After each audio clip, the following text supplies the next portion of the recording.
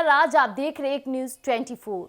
आपको बता दें कि इन दिनों चर्चे कुछ इस तरह तेज हुए हैं, कहीं कमीशन के मामले तो कहा जाए कहीं ईडी के छापे के मामले आते रहते हैं। लेकिन इस वक्त की बड़ी खबर आपको बता दें कि सिपाही बहाली प्रश्न पत्र लीक मामले में अब पूर्व डीजीपी यानी कि एसके सिंघल पर कमीशन लेने का बड़ा आरोप। जी हां, आपको बता दें ऐसे मामले में कहीं ना कहीं अधिकारियों का जो पोस्ट होता है उसे लेकर एक नकारात्मक संदेश को जारी रखता है। जिस तरह से बिहार में भी आए दिन आईएएस अधिकारी आईपीएस अधिकारी का तबादला हो रहा है, इसी दौरान ये बातें काफी खास हो जाती है जब खुद अधिकारी होकर के इस तरह का कार्य करते हैं तो ये शर्मिंदगी के साथ साथ देश को अंधेरे में ढकेलने का कार्य भी करते हैं। ऐसा ही जो मामला है, पूर्व डीजीपी यानी एसके सिंघल ने कुछ ऐसे कार्य कर दिया। आपको बता दें कमीशन लेने का आरोप, वो भी कोई छोटी मोटी रकम नहीं, करोड़ों रुपए का ये मामला है। तो आइए हम आपके बीच साझा करते हैं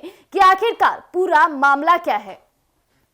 आपको बता दें कि सिपाही बहाली प्रश्न पत्र लीक मामले में पूर्व डीजीपी और केंद्रीय चयन पर्षद के तत्कालीन अध्यक्ष एसके सिंघल ने मोटी रकम ली। जी हां, पैसा प्रिंटिंग प्रेस मालिक से कमीशन के रूप में लिया गया। वहीं ईओयू की ओर से कोर्ट में दाखिल चार्जशीट में इसका जिक्र भी है। इतना ही नहीं, आपको बता दें सिंघल ने कमरे में चलने वाली प्रिंटिंग प्रेस कार्टेक्स मल्टीवेचर को 10% कमीशन लेकर प्रश्न पत्र छापने का ठेका फिजिकल वेरिफिकेशन किए बिना ही दे दिया था। वही मामले की जांच कर रही ईओयू सिंघल के जवाब से बिल्कुल भी संतुष्ट नहीं है। वही आपको बता दें बैलेंसिंग सेक्योर के निदेशक कौशिक कर और कार्टेक्स के निदेशक सौरभ बंदोपाध्याय ने अपने बयान में इस बात को स्वीकारा है। दोनों ने बताया कि 2022 में मद्य निषेध सिपाही भर्ती का विज्ञापन निकला था, तब दोनों तत्कालीन अध्यक्ष से मिले थे और कंपनी कार्टेक्स को इस शर्त पर ठेका भी दिया गया कि हमें 10% कमीशन देना होगा। वहीं तत्कालीन अध्यक्ष ने कार्टेक्स के साथ 1 साल का करारा किया और कहा जाए तो इस दौरान 2023 में सिपाही बहाली का विज्ञापन निकला।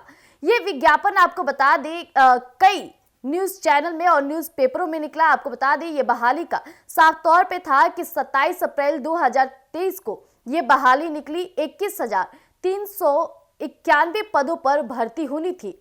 वहीं 20 जुलाई 2023 तक ऑनलाइन आवेदन लिए गए थे और 27 लाख कैंडिडेट्स ने आवेदन किया। वहीं 18 लाख का फॉर्म भी सेलेक्ट हुआ और 21,000 से कहा जाए तो 69,100 तक सैलरी इनकी थी। लेकिन कौशिक और सौरभ ने दोबारा सिंघल से संपर्क किया और पुरानी शर्तों पर ही सिपाही बहाली का काम भी उन्होंने कार्टेक्स को दे दिया। अब आपको बता दें कि सौरभ ने कमीशन की राशि अध्यक्ष के आवास के पीछे वाले गेट पर पहुंचाई और इस बात को वो न्यायालय के समक्ष भी बोलने को तैयार है। वही मद्य निषेध सिपाही बहाली और सिपाही बहाली की परीक्षा में 8,85,82,523 रुपए का खर्च आया था।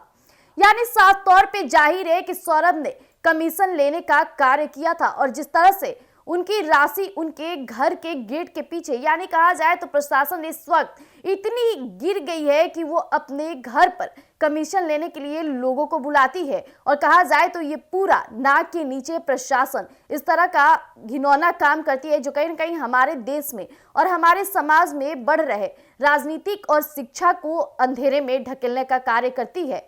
आपको बता दें कि बैलेंसिंग सेक्योर प्रिंटिंग प्रेस का मालिक कौशिक कर है और सौरभ कंपनी की मार्केटिंग का काम देखता है। वहीं उत्तर प्रदेश लोक सेवा आयोग द्वारा आयोजित LT ग्रेड शिक्षक भर्ती परीक्षा में प्रश्न पत्र लीक के आरोप में कौशिक पर केस भी दर्ज हुआ था और वह जेल भी गया था। उसकी कंपनी ब्लैक लिस्टेड हो गई। इसके दौरान अगस्त 2021 में कौशिक ने कार्टेक्स नाम से कंपनी बनाई और इसमें सौरभ को निदेशक बना दिया। यानी 2022 में मद्य निषेध सिपाही बहाली की परीक्षा का विज्ञापन आया और सौरभ ने तत्कालीन अध्यक्ष से संपर्क किया जिन्होंने कंपनी का फिजिकल वेरिफिकेशन किए बिना ही उसे ठेका दे दिया। सौरभ ने यह भी बताया है कि 2022 में जब 10% कमीशन की बात हम लोगों ने मान लिए तो अध्यक्ष ने कहा कि आगे सिपाही बहाली का काम भी आपको ही देंगे। वहीं आपको बता दें कि इसमें कई पर्दाफाश भी हुए।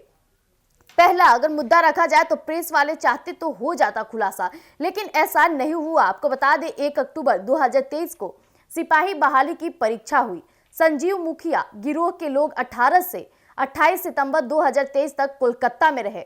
प्रिंटिंग प्रेस वाले चाहते तो 24 सितंबर को ही पेपर लीक की साजिश का पर्दाफाश हो जाता।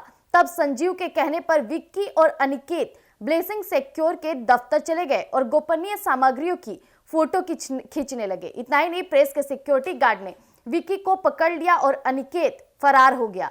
वहीं आपको बता दें, प्रेस के कर्मी के फोन से संजीव तक पहुंची बात। जी हां, प्रेस के कर्मी काबिल खान के मोबाइल से विक्की ने अपनी गर्लफ्रेंड और अनिकेत से बात की। यह बात संजीव मुखिया तक पहुंची, जो कलकत्ता में ही था। तब उसने प्रेस के किसी कर्मी से फोन पर बात की और संजीव के बेटे डॉक्टर शिव ने अपने दोस्त डॉक्टर शुभम के खाते से 3 बार में 17,500 रुपए एसएस इंटरप्राइजेस के खाते में भिजवाए। बाकी पैसे संजीव मुखिया ने कैश में दी।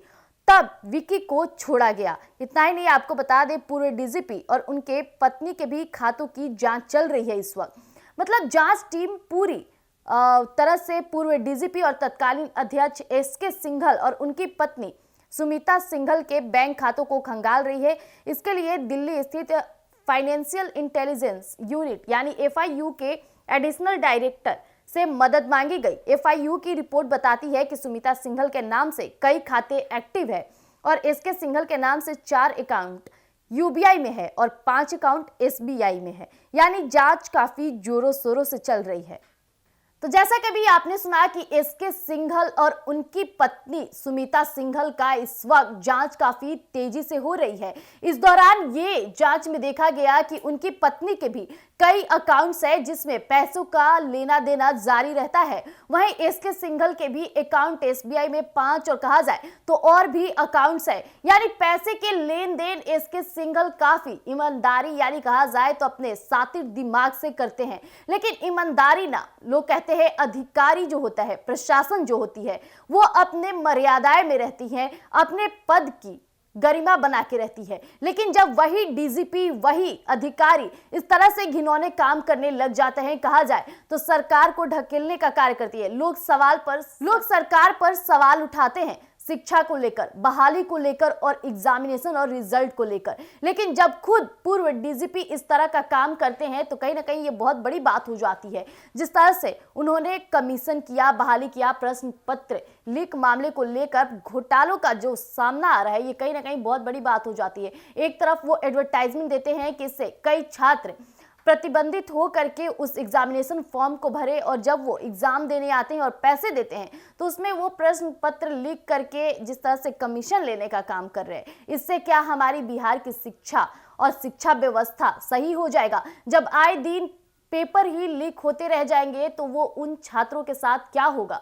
जब वो परीक्षा स्थल पे जाते हैं, कहा जाए तो वो न सिर्फ एक राज्य से रहते हैं बल्कि कईयों राज्यों से वो दूसरे राज्य में एग्जामिनेशन के लिए जाते हैं। वहां स्टेइंग के लिए जो खर्चे उठाते हैं और कमीशन देते हैं ताकि उनकी नौकरी लग जाए। लेकिन जब डीजीपी ही कमीशन लेना शुरू कर दे तो किस तरह से शिक्षा होगी, ये तो आप पूरी अच्छे तरह से जानते होंगे। तब तक इतना ही। ऐसी तमाम खबरों के लिए आप देखते रहिएगा एक न्यूज़ 24। धन्यवाद।